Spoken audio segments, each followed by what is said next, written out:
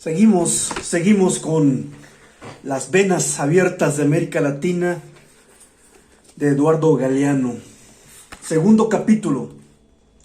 Retornaban los dioses con las armas secretas. A su paso por Tenerife, durante su primer viaje, había presenciado Colón una formidable erupción volcánica. Fue como un presagio de todo lo que vendría después en las inmensas tierras nuevas que iban a interrumpir la ruta occidental hacia el Asia. América estaba allí, adivinada desde sus costas infinitas. La conquista se extendió en oleadas, como una marea furiosa. Los adelantados sucedían a los almirantes y las tripulaciones se convertían en huestes invasoras. Las bulas del Papa habían hecho apostólica concesión del África a la corona de Portugal y a la corona de Castilla. Habían otorgado las tierras desconocidas, como las hasta aquí descubiertas por vuestros enviados, y las que se han de descubrir en el futuro. América había sido donada a la reina Isabel. En 1508, una nueva bula concedió a la corona española a perpetuidad todos los diezmos recaudados en América. El codiciado Patronato Universal sobre la Iglesia del Nuevo Mundo incluía el derecho de prestación real de todos los beneficios eclesiásticos.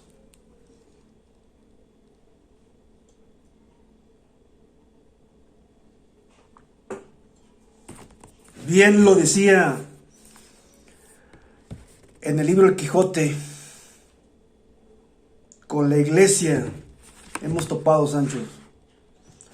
Seguimos. El Tratado de Tordesillas, suscrito en 1494, permitió a Portugal ocupar territorios americanos más allá de la línea divisoria trazada por el Papa, y en 1530 Martín Alfonso de Sousa fundó las primeras poblaciones portuguesas en Brasil, expulsando a los franceses.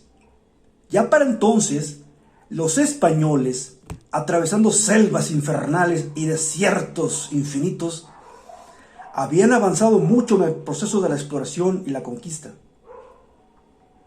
En 1513, el Pacífico resplandecía ante los ojos de Vasco Núñez de Balboa. En el otoño de 1522, retornaban a España los sobrevivientes de la expedición de Hernando de Magallanes, que habían unido por primera vez ambos océanos y habían verificado que el mundo era redondo al darle la vuelta completa. 3 años antes habían partido de la isla de Cuba en dirección a México las 10 naves de Hernán Cortés, y en 1523 Pedro de Alvarado se lanzó a la conquista de Centroamérica. Francisco Pizarro entró triunfante en el Cusco en 1533, apoderándose del corazón del imperio de los incas. En 1540, Pedro de Valdivia atravesaba el desierto de Atacama y fundaba Santiago de Chile. Los conquistadores penetraban el Chaco y revelaban el Nuevo Mundo desde el Perú hasta las bocas del río más caudaloso del planeta.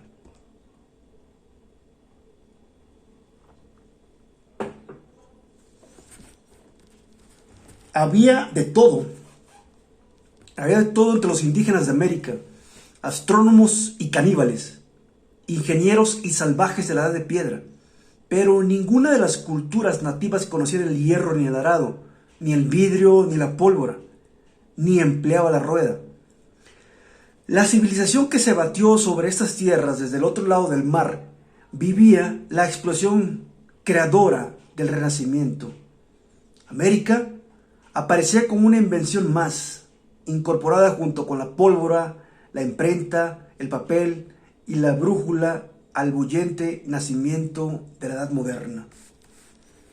El desnivel de desarrollo de ambos mundos explica, en gran medida, la relativa facilidad con que sucumbieron las civilizaciones nativas.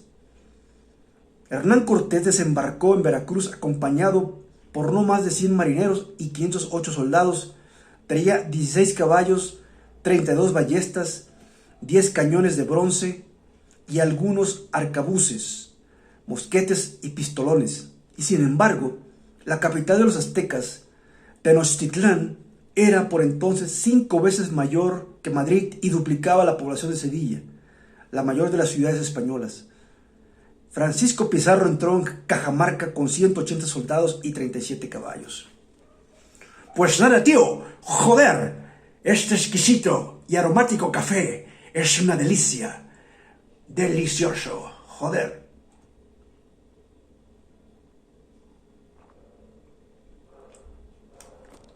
Pues nada, tío, que estamos aquí narrando desde Murcia, desde Málaga, desde España. Y me han traído, joder, de allá de México, este exquisito café de canoas.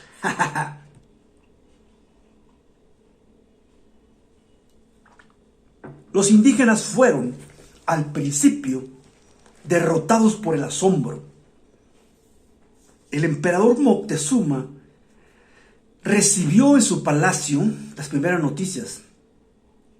Un cerro grande andaba moviéndose por el mar. Otros mensajeros llegaron después. Mucho espanto le causó el oír cómo estalla el cañón, cómo retumba su estrépito y cómo se desmaya uno. Se le aturden a uno los oídos y cuando cae el tiro, una como bola de piedra sale de sus entrañas. Va lloviendo fuego. Los extranjeros traían venados que los soportaban tan altos como los techos. Por todas partes venían envueltos sus cuerpos. Solamente aparecen sus caras, son blancas. Son como si fueran de cal. Tienen el cabello amarillo, aunque algunos lo tienen negro. Larga su barba es. Moctezuma creyó que era el dios Quetzalcóatl quien volvía. 8 presagios habían anunciado poco antes su retorno.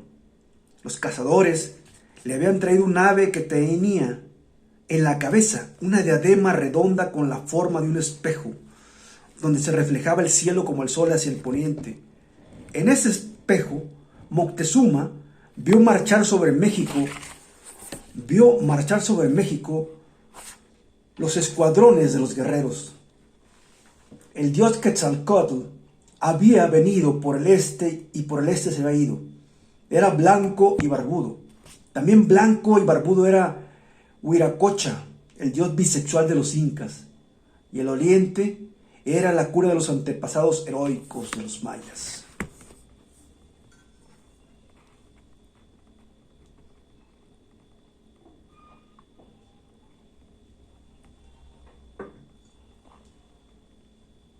Los dioses vengativos que ahora regresaban para saldar cuentas con sus pueblos traían armaduras y cotas de malla, lustrosos caparazones que devolvían los dardos y las piedras. Sus armas despedían rayos mortíferos y oscurecían la atmósfera con humos irrespirables. Los conquistadores practicaban también con habilidad política la técnica de la traición y la intriga. Supieron explotar, por ejemplo, el rencor de los pueblos sometidos al dominio imperial de los aztecas y las divisiones que desgarraban el poder de los incas. Los tlaxcaltecas fueron aliados de Cortés y Pizarro usó en su provecho la guerra entre los herederos del imperio incaíno, Huáscar y Atahualpa, los hermanos enemigos. Los conquistadores ganaron cómplices entre las castas dominantes intermedias, sacerdotes, funcionarios, militares. Una vez abatidas por el crimen, las jefaturas indígenas más altas. Pero además usaron otras armas, o, si se prefiere, otros factores trabajaron objetivamente por la victoria de los invasores. Los caballos y las bacterias, por ejemplo.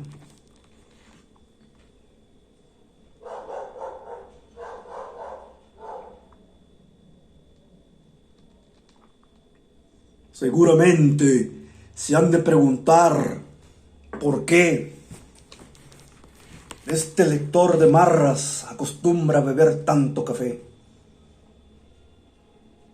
Es que son las 5 de la mañana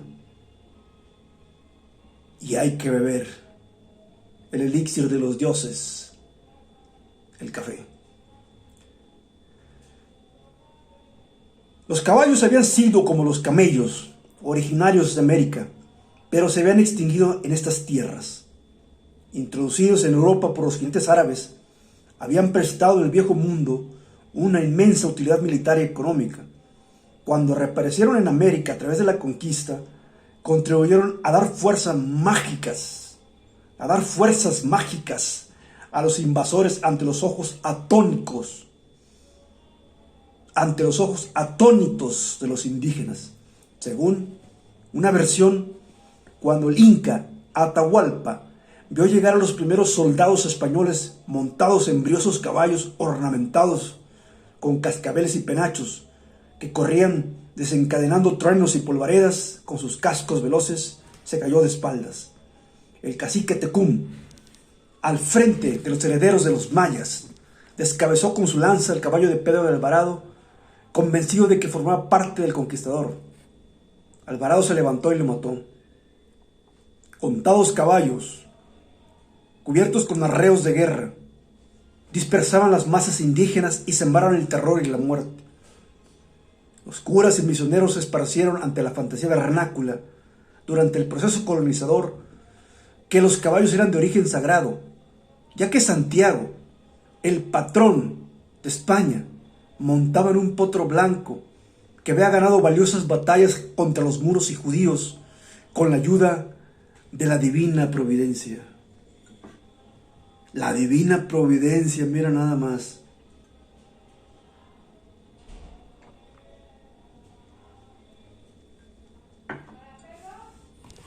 Las bacterias y los virus fueron los aliados más eficaces. Los europeos traían consigo como plagas bíblicas la viruela y el tétanos, varias enfermedades pulmonares, intestinales y venéreas, el tracoma, el tifus, la lepra, la fiebre amarilla, las caries que podrían las bocas. La viruela fue la primera en aparecer. ¿No sería un castigo sobrenatural aquella epidemia desconocida y repugnante que encendía la fiebre y descomponía las carnes?